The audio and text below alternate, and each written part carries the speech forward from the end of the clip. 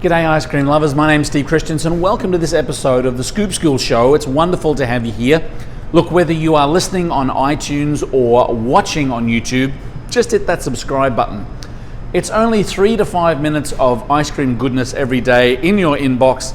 Really, you'll get a lot of benefit out of it. And if you're on YouTube, please feel free to drop a message, a comment or concern underneath the videos. I try and answer all of them.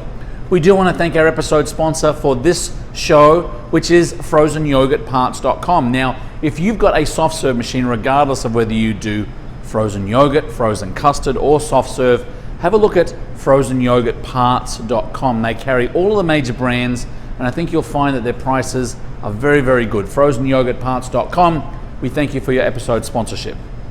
Now, in this video, as we have been talking about in the other videos, we're talking about waffle cones.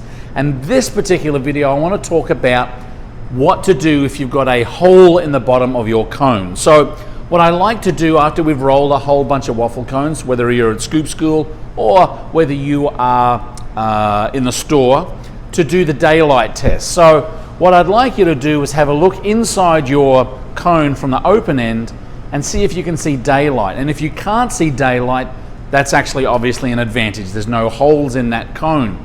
You might want to also have a look to make sure that the walls of the cone aren't visible, or you can't see light through the walls of the cone. That means that your mix is too thin and you'll have ice cream bleeding out the side of your cone. So I guess the question is, what do you do if you do have, after the rolling process, a very small hole in the bottom of the cone? Can you fill it? Some would say yes, some would say no. Here are some options that have been quite popular. Now, obviously, a lot of people love mini marshmallows. So putting a mini marshmallow in the bottom of the cone, maybe a couple of them, might subside. You'll find that that marshmallow will absorb a little bit of moisture and maybe stop the leak. Look, in the grand scheme of things, you might even use a big marshmallow. I think that's a little bit of overkill. Drop that in the bottom there. You're not going to have much room for ice cream. But marshmallows have been an option that have been brought up from time to time. Another one is the Whopper. I like to call this the poor man's Maltesers.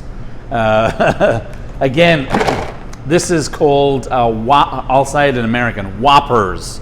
I say Whopper, you say Whoppers. But it's a malted milk ball. So you'll have some stores that will take a Whopper and just drop that in there as well. You get a relatively good seal. By the time the ice cream drops on there, it may seal it up. I will tell you that my application, which I think is quite ingenious if you don't say so myself, is an inverted Hershey's Kiss.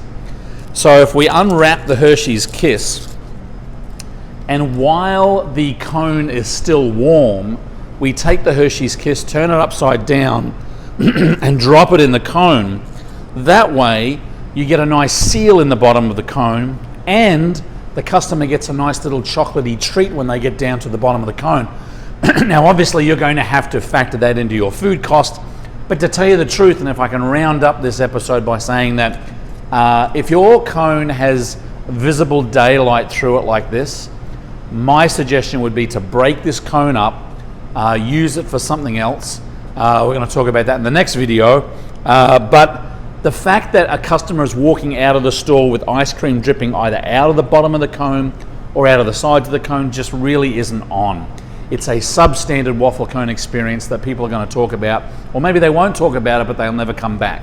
So, in my opinion, hole in the bottom of the cone, use it for something else.